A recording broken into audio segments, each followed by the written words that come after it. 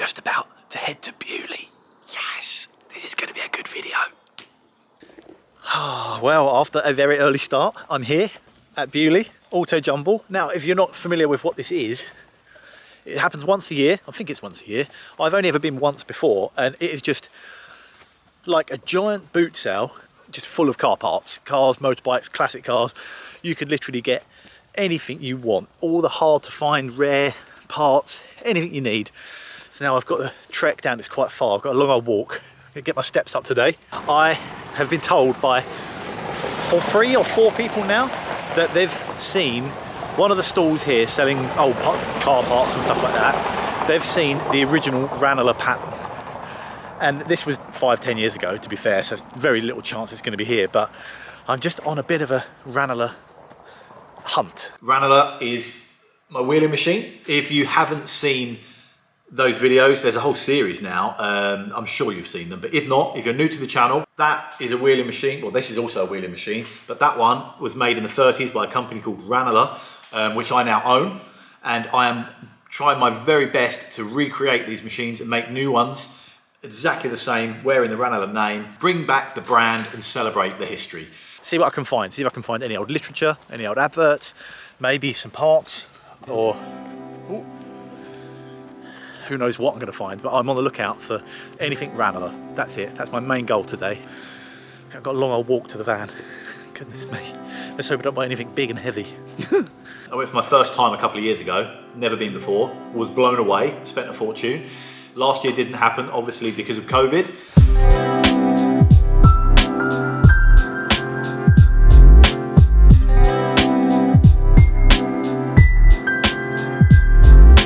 This is the bottom. Oh no, there's all these cars are for sale. Okay, right. Right, don't go in there, don't get distracted. Don't look at the cars for sale first. Come on, Auto Jumble. So I was wandering around Beaulieu like a stubborn donkey with my blinkers on, just like, Ranalah, anything Ranalah, anything I could find. I was thinking there's loads of boxes stacked up with Coca-Cola and Sprite and other companies and, you know, Rolls-Royce on the side. One of them, I just needed one box to say Ranalah, and I don't know what it had in it, but I was just trying to find anything I can, any archive material relating to the Ranalah company. Some of the old advertising sort of pages, the adverts that I've got, the logos, the artwork, the text, the old photos, the old illustrations of the machines, all that stuff is just priceless to me. It's so helpful because I'm going to use all of those and recreate them and recreate the old adverts and eventually do t-shirts, jumpers and other bits of merchandise, all with these cool old logos on. So I was on a mission.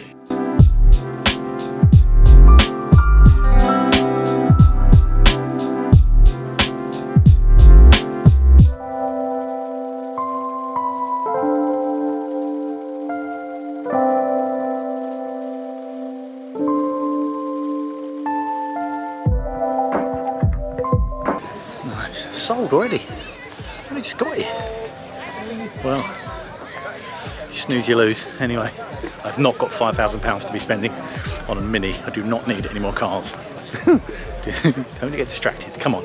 You know, I'm a little bit obsessed with these old wooden engineers boxes. Turn around the corner, and there's a pile of about 6 of them all stacked up there. Really beautiful, lovely, lovely ones.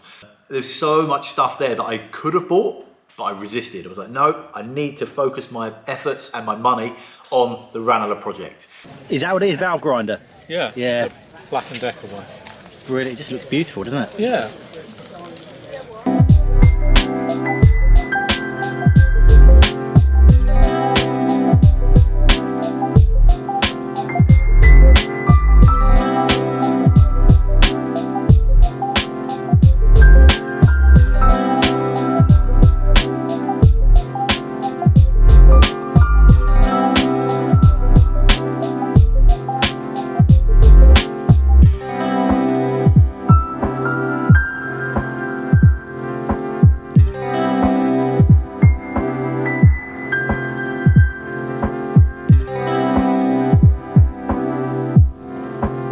Bear in mind, every other stall is pretty much rusty parts, headlights, wings, cars taken in pieces, engine parts.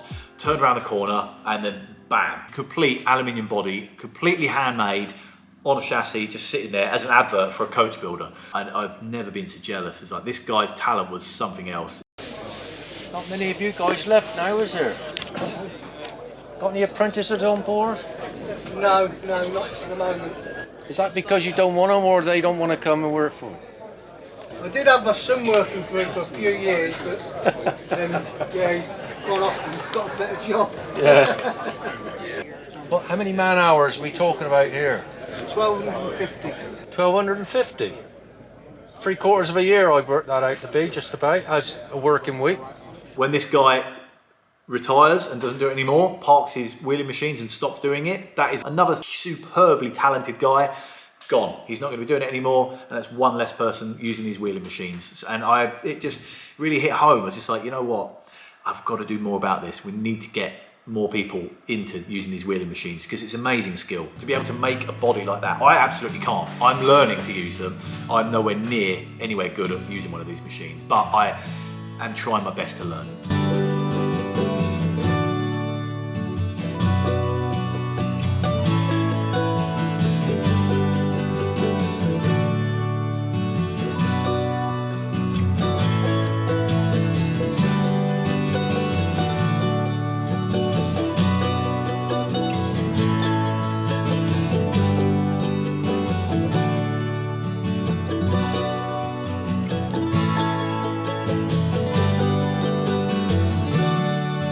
On my search for the wheeling machines, I was calling every single coach builder, every garage and workshop and coach builder around in the South Coast.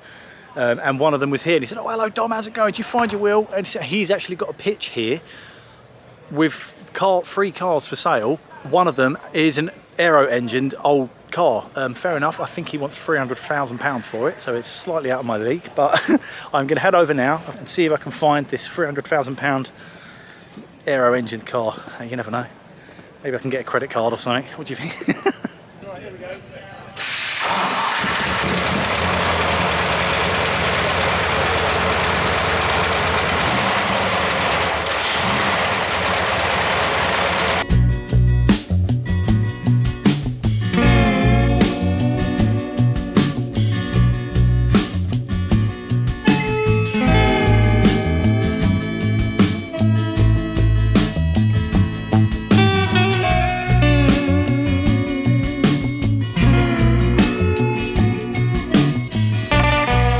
Before I got my first wheeling machine, I put like a shout out, like a request on my Instagram and on the YouTube, asking for anyone that's got one, anyone that knows where their one is, that they would sell. I was desperate to try and get hold of one. And I had 3, maybe 4 people say, "Oh, I saw the original patterns for that were at Beaulieu. A wooden pattern to make the cast iron body," which is where I am at the moment of trying to recreate these and having that main pattern made. And so when someone tells you something like that, especially 4 people tell you the same thing, I'm just a bit like, it must be there. Someone must have it. It must be there. And I've kind of stirred the pot a little bit now with all this Ranalah stuff. So they're kind of bubbling to the surface. The bits are popping up all over the place. It's like, whoever has that pattern somewhere, one of these dealers in the back of their warehouse, someone will have it. And I can't imagine that they would have sold it, because it would be useless to anyone else, because a big wooden wheeling machine pattern is no good for anything. I mean, I'm looking for something that's like 6.5 foot tall, so I would have seen it quite quickly. So I wanted to make sure I ran around the whole thing, and then didn't find it. And then I've gone back around again, had another little second look around just in case there's any to look a little bit closer, any of the small bits, any little magazines or adverts or little boxes or anything like that. I found absolutely nothing. I'm very, very pleased to say, well, I'm not leaving empty-handed. I got this awesome spare wheel cover. It's made of aluminium, it's very heavy gauge. I paid £10 for it, no idea what it's from. I just kind of liked it. And then I got 4 stalls down, and somebody else was like, "Oh my God, that's a Bentley spare wheel cover. How much do you pay for that?" I'll have it. Trying to buy it off of me for more than what I paid for it. So yeah, I could have doubled my money already. But I had a really good day. It was a brilliant, fun day. But I can't help but being a little bit like, oh, damn it. Did I miss it? Was it there and I just didn't see it? There was that bit of glisten of kind of doubt of like, oh, hang on, what if I didn't see it? And there was only one thing for it. I had to go back on the Sunday. Sunday morning, drove all the way back there, which is a good 3-hour drive, and I still didn't find anything. Now, I know I've been saying I'm not going to get distracted, and I had my blinkers on and I wasn't looking at anything else, but Bonham's had an auction there in the main parade, but the main sort of like car park area at the front before you get into the show. And usually I would not go near stuff like that. Bonham's very posh auction house. Some of the cars that were parked in there were something else you would not believe. I was like, I'm not even going to go in there at risk of scratching one of them, or, you know, it's not for me. But then out the corner of my eye, as I was walking past, I saw this Lagonda that was sitting there, green. Someone had started it. The engine was in it. All the interior was there. All the parts were stuck inside. And look at it. I mean, I think I stood there for maybe half an hour, maybe more, just staring at it. Obviously this thing, aluminium body, would have been made by hand, no doubt on a wheeling machine like one of these. And there was just something about it. I don't know what it is. It's like when you go and look at houses, you know, they say that they just have that feeling and you don't know what it is. That car just had it, and I don't know what it was about it. I'd never really wanted one before. And it was just like, I just absolutely love it. People were spending insane amounts of money. At 116,000, 122,500. I felt so out of place. It was just like, I cannot afford to be in here. The way they were bidding on these cars for 80, 90, 100, yep, I'll have it, that's fine. And then when they'd won, they weren't even that bothered. They were like, great. And almost it felt a bit like, oh, that'll just stick that in the collection. We carry on to lot number 436, the 1933 Lagonda 1680. This, of course, the Tourer project. And it starts at 8 grand or 10 grand. I think it starts at 10 and it starts really slow. Nobody really bids, and it starts for that first few seconds. Nobody else was bidding. I was just like, oh my God, I'm gonna get it. Nobody's bidding, nobody wants it. My beautiful little Lagonda, nobody's interested, I'm gonna get it. And I was like, oh, with my hand, I literally had to hold my hands behind my back. I literally had to stand there holding my two hands together, like, don't get carried away, don't bid. So, oh, I'm gonna bid, it's only 10 grand, can I bid, shall I?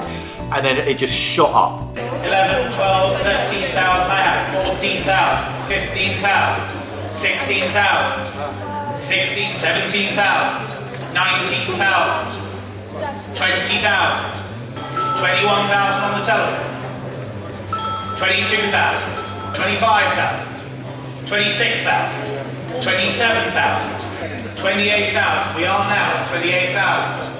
28,500. Your car, 28,305, thank you. Gutted. That actually, instead of spending £10,000 on that, which I can't afford, I could be buying repair panels and getting on with the Porsche and getting that sandblasted and stripped. So I was like, you know what, I'm gonna focus my efforts on my Porsche project. Which, by the way, that Porsche video, if you haven't seen it, well, I'm sure a lot of you have, but the last week's video was me starting my 356. And it has gone down so well. It is literally, in the first week, it is officially the absolute best video that I've ever put out. It's had the most people watching, those comments. I've gained loads of subscribers. So thank you so much, everybody. If you're watching this and you watch the Porsche video, thank you. Look, it is not all doom and gloom from the Beaulieu Auto Jumble. I did buy something. This was sitting on the floor on someone's stool. And I just straight away, something, I don't know what it is, something just drew me to it. How on earth has somebody made that? I don't know if you can see the curves in it. Look, it's beautiful. Well, I think it's beautiful anyway, you probably think I'm a bit mad, but I thought, without modifying this, I appreciate this is off of an old car and it's desirable to some people. I'm not gonna ruin it, I'm not gonna cut any holes in it, I'm not gonna do anything bad to it, but I am gonna clean it up and then paint my company logo on it. And it could be a little sign. I just really liked it. Sort of, it looks like a wheel. Put my logo around the top, around the bottom, paint something there. I just really liked it. I can confirm there were no Ranalah bits there. I did buy one book that had a couple of paragraphs about Ranalah and the guys that started it and a little bit of information, but not very much. If you haven't seen the Porsche episode or the previous Ranalah series, go back through my playlist and have a look because they're worth a watch, honestly. I'm very, very proud of them. But thank you very much for joining me and I'll see you next time. Take care.